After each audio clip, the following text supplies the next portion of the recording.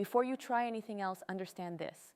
You can win by every external measure and still feel like you're disappearing. I remember the exact night it caught up with me. I just closed one of the biggest deals of my year.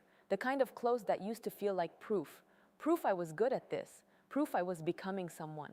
I sat in my car in an empty parking lot afterward, engine off, phone buzzing with congratulations I couldn't bring myself to answer, and I felt absolutely nothing.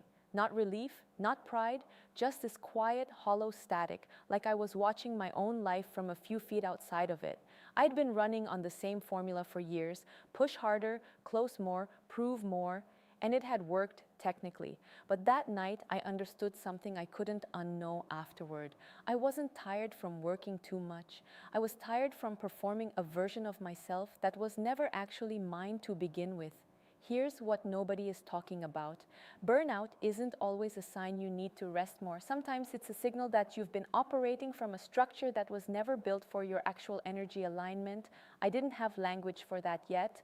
All I had was the exhaustion, and underneath the exhaustion, a very quiet question I was almost afraid to ask: whose pace am I actually running at?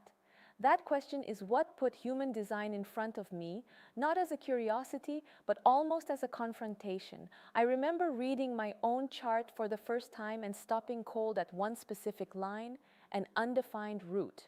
It described, almost uncomfortably accurately, exactly what I'd been living. This constant low-grade pressure to keep initiating, keep producing, keep proving momentum, because I was unconsciously absorbing everyone else's urgency as if it were my own. I wasn't burning out because I was weak. I was burning out because I'd spent years mistaking other people's pressure for my own drive. That single distinction cracked something open. If the pressure wasn't mine, I didn't have to keep obeying it. The next piece landed even quieter. My design isn't built to move at a constant grind. It's built around what's sometimes called consecutive appetite determination. Full consuming focus on one thing until it's genuinely complete, and only then cleanly moving to the next. For most of my career, I'd been doing the opposite, splitting my attention across a dozen half-finished efforts, calling it hustle, calling it ambition, when really it was just misalignment dressed up as productivity. The moment I let myself finish one thing at a time, fully, before starting the next, something in my nervous system exhaled for what felt like the first time in years. And then there was the pattern I almost missed because it was hiding in plain sight, repeated 3 separate times across my chart. Gate 36, the gate of crisis transformed through experience into wisdom, not a coincidence, a thread, a quiet insistence written into my own design that my path wasn't going to be about avoiding hard emotional terrain. It was going to be about walking through it enough times that I finally learned how to alchemize it instead of just surviving it. That's the piece that reframed everything. I wasn't broken for feeling too much, collapsing periodically, needing to fall apart before I could rebuild. That was never a flaw in me. It was the actual mechanism of my growth encoded from the start. This is the part I want you to sit with. Your struggle might not be a malfunction. It might be a map you haven't learned to read yet. The exhaustion, the burnout, the collapse you keep blaming yourself for.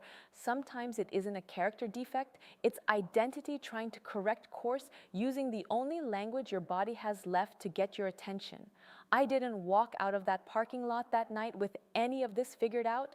I walked out with one small, honest sentence. Something in me has been lying about what I actually need. That was enough. That was the entire beginning. Personal transformation rarely starts with clarity. It starts with one honest sentence you finally stop avoiding. Everything since then has been the slow, unglamorous work of relearning my own pacing, honoring my own pressure instead of everyone else's, and letting the hard seasons do what they were always designed to do instead of resisting them. That's not a mindset shift. That's living your design, actually building a life around the mechanics of who you are instead of the performance of who you thought you were supposed to be. If any part of this is landing, ask yourself the same question I couldn't avoid that night. Whose pace are you actually running at?